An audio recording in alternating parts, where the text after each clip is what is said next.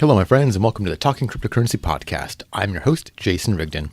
On this episode, we are talking to Navjot Dhaliwal, CEO and founder of Iagon. They're building a decentralized cloud service. Essentially, they want a giant global supercomputer powered by the blockchain. This is a really fun project. I love decentralized apps and computing. This stuff is the next generation of the cloud. But before we get to the interview, I've of course got a quick message.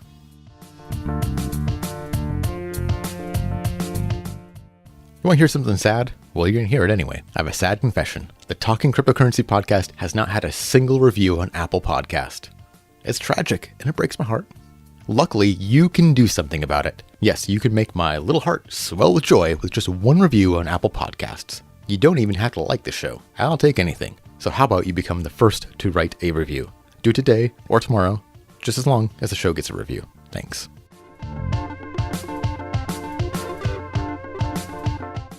Hello, and I'm here with Navjot Dhaliwal, CEO of Iagon. How are you today? I'm doing well. How are you doing? Very good. So could you tell me a little bit about the problem that your company is trying to solve? Yeah, so the problem is actually, we're working on this decentralized cloud service that's optimized by AI, and the problem we're trying to solve is the cost of today's, let's say, cloud services. For example, the big four, as you call them, AWS, Google Cloud, Microsoft, and IBM. So cost for storage and also for processing power is extremely high. Also, security is not there. You see data leaks in the news every week. You see a new type of data leak, and they also have ties with, for example, Google and also AWS, how they store their data. Reliability is another one, as in terms of uptime. So AWS has been down several times, and businesses, SMEs, lose a lot of money during that downtime. So we're able to solve those problems, which I'll explain later. And also security, as I mentioned before, in terms of security is not as let's say very important to people, especially with sensitive data. And people are worried about these big giants, for example, Google, IBM, or Microsoft, or AWS, looking into their documents or reading and learning of what they're storing in their data. And a lot of people have that transparency or privacy issues. And that's why the GDPR was kind of invented in Europe to tackle that issue. So that's the problem. Okay, so how are some of the ways you're solving these problems? So we're actually incorporating a decentralized cloud service. So what we're doing is we're making everything decentralized, and the centralized solutions like AWS, they have their servers or data centers, and they have staff to run that overhead costs, certain overhead costs that and this allows them to, let's say, price their services higher, because of course they have to pay for all their let's say staff and all their overhead as well. So what we're doing is making everything decentralized. What we're doing is getting miners onto the platform. What the miners do is they allocate a certain amount of storage or their processing power to the network. So in turn, the infrastructure becomes the miners. So we don't have any overhead costs in that sense to run that, let's say, infrastructure. And the miners are basically running that themselves, and they get awarded incentives in terms of Iagon tokens. And basically, in the sense that allows us to decrease the price by up to 80%. So that's how we solve the issue of cost effectiveness, and also reliability. So there's always a miner online. If there's one miner offline, there's another miner online to tackle that file, or have that processing power available for the client.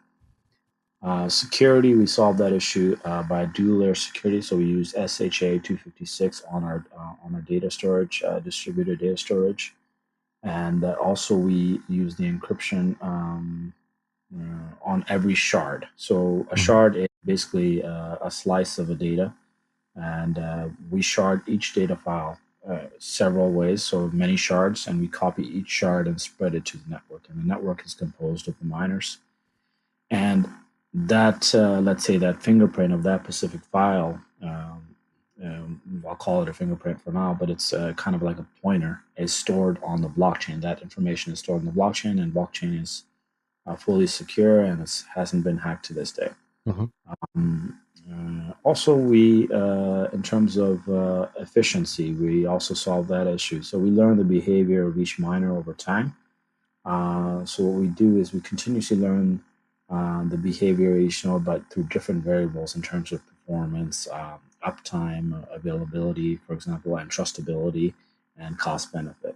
So through these variables, we set a score for each miner, and according to this score, they can price their services higher or lower, and the client can also tell the network what kind of miner they want. Do they want a high performance miner? Do they want a low performance miner? Of course, the cost is different. And do they want someone that's up, let's say, available all the time, 24/7, or do they just want to access their file a few times a day? What kind of software can you run on the system? So it is a software in itself. So would basically you'd be downloading the software and on your PC, for example, Mac, Windows, or Linux, and you'll be allocating. If you're a miner, you'll be kind of just specifying what kind of how much storage you want. First of all, allocated to the network, how much processing power you want allocated to the network, and then from the client side, what you just download the platform as well, download the software, and you kind of purchase the service. So if just like Google Drive, for example, you purchase a certain service to store data for a certain amount of, let's say, 1 terabyte, you pay $5 a month. So something like that, you'll be paying in tokens, in IGON tokens, so something relevant.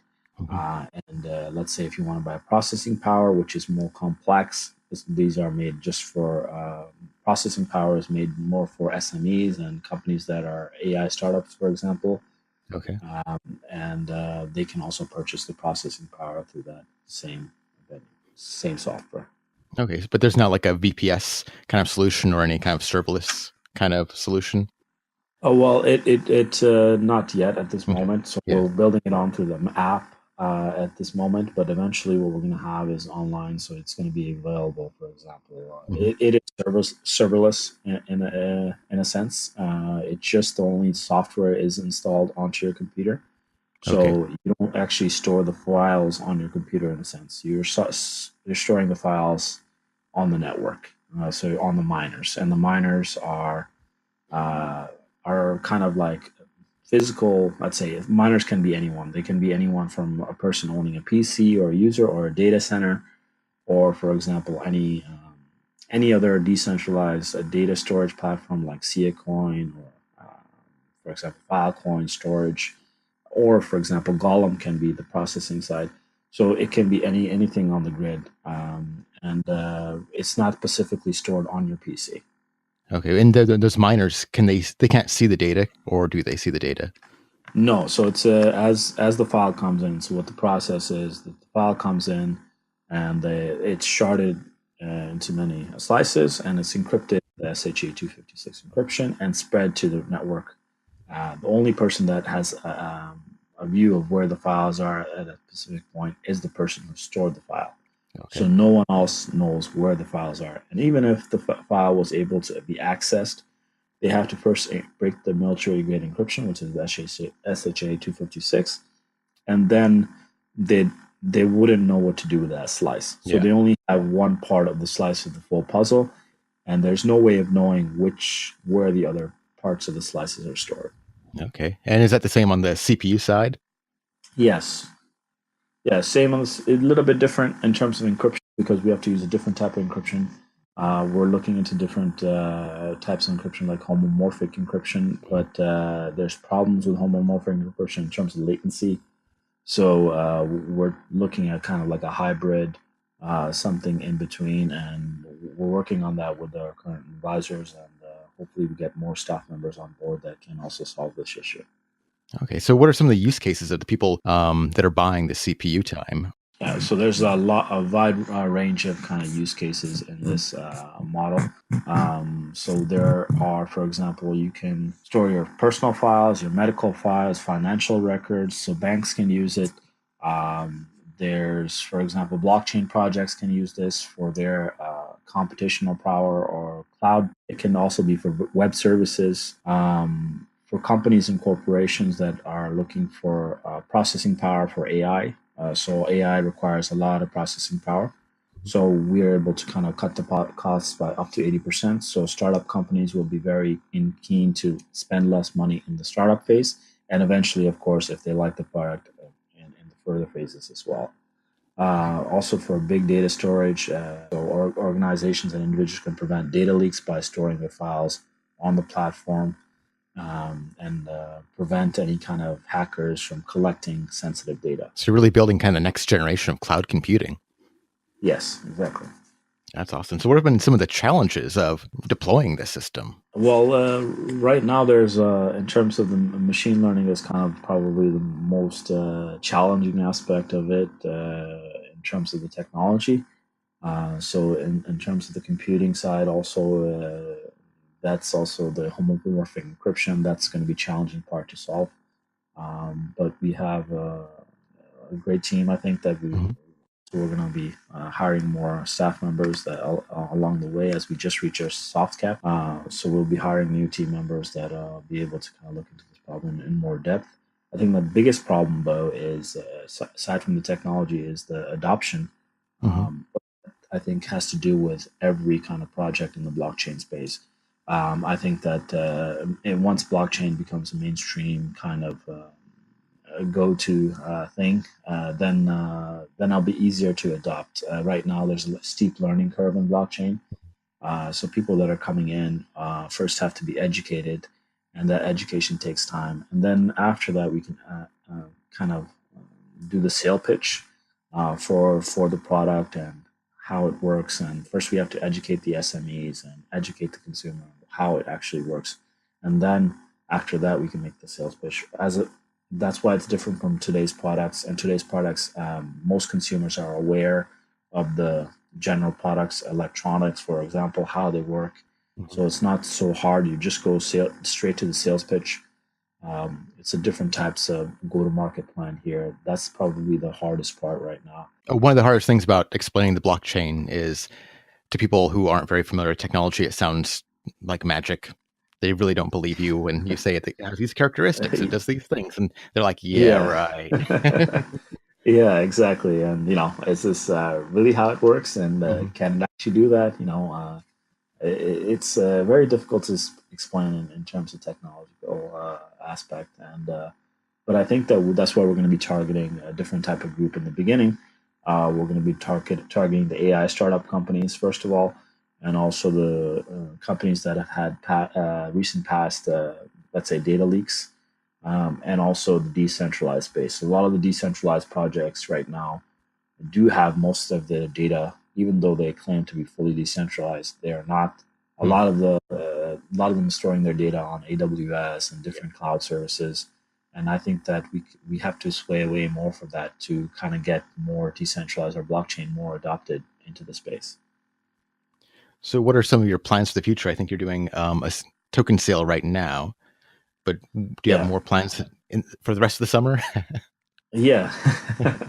Other than working on the project, not much, but yeah. So in terms of the MVP, we have our MVP available for the decentralized storage available on our website right now at www.iagon.com, and it's available on our website. But we're also updating it in the next 3 to 4 days. So we're adding a decentralized cloud marketplace, and eventually that's going to turn into the world's first decentralized. Intelligent autonomous marketplace. That's going to be the first of its kind, but that's going to be eventually after we release the first version in 3 to 4 days. It's going to be after maybe 3 to 4 weeks after that, and that's the short-term plans. Long-term plan is to be, once blockchain is adopted and fully mainstream, I think that we plan to be kind of in the lead for the decentralized cloud marketplace. That's what our plan is. Our goal is to be leading that space. So when it does materialize and when it does become mainstream, that we're ahead of that to be able to compete with the more, let's say, the bigger giants out there in the Yeah. centralized space. And now, what platforms is the MVP available for right now? It's available in Windows, Mac, and Linux. Oh wow, okay, that's great. Yeah, I'm used to Linux being left out. Yeah, no, we have it available in all three, and that's what we're going to be catering to for the minor app as well. Oh, The fully, fantastic. so we're going to have a fully working version before the token sale is over, which is ending in end of September. Okay. So we're going to have a working product before the ICO is done, and we are going to be hitting exchanges in October. Oh, fantastic. Yeah. Well, so is there anything that I should have asked you that I missed? I don't know. I normally get the question, how did a doctor end up in this space? Oh, yeah. So how did a Uh, doctor end up in this space? yeah. I'm actually a health profession dentist by profession. Okay. I've been in the space in 2012 in terms of market research and just kind of keen interest in Bitcoin. In high school, I used to take a lot of programming classes in C++. It has nothing to do really with blockchain, but it was just interest in technology in general that I had previously, and kind of like ignited that blockchain technology. And as soon as I kind of started reading up more and more into it, I became really interested, and I started thinking in 2015 about how to store securely medical files using blockchain technology. Because medical files are very sensitive, and this was kind of the first idea of IGON. It was called actually Juno previously, and as I did more and more reading, and also I talked to more and more people, and then I talked to Alad, our CEO and chief architect, in 2017 last year. He said, "Why are you focusing just on health records? Why not include financial records? Bank records. Why not include as much data as you can? Why not be a general kind of cloud service?" So that idea developed from there, and his expertise in AI and machine learning, he implemented the machine learning onto the platform, and the architects built actually from there. Okay. Did you already know these people, or was it hard for you to break in and get their attention? No, it didn't know these people. So I was Oh, wow. actually doing a lot of market research, and at the same time, I was looking for people to contact to learn more. When you're doing your market research, you're kind of talking to experts and trying to understand this certain technical aspects. If you don't understand it, you have to talk to someone in the space that understands it. So as I was talking to more and more, I was getting a better knowledge and aspect of the scope of the space, and also at the same time, I met a lot through LinkedIn actually. Really? And yeah, so that's how we met actually through LinkedIn. I contacted him through LinkedIn, and then further we talked, and he's a professor actually in Israel, Mm-hmm. and he's right now he's working part time there, and he's working also on IDA. Wow, that's an incredible story. That's really cool. You just went out there and you Yeah. made it happen. Yeah. Well, you need to be proactive, especially if you want to get somewhere, right? So you have to be talking to people, and I reached out to him, and he accepted the friend request, and then everything was kind of from there. Yeah, well, definitely those social networks have really made it easier to connect with people. I can't imagine Yes, exactly. life before LinkedIn. Now I Yeah, exactly. It'd be very hard to find, let's say, professionals in the space. Mhm. Yeah, it was a different time back then. Yeah, exactly. Well, I think we've covered pretty much everything. I'm really excited about your project. I really hope to see where it goes from here. I just love the distributed computing stuff. So thank you so much for coming on the show today. Thank you for having me, Jason. All right, thank you. Goodbye. Take care.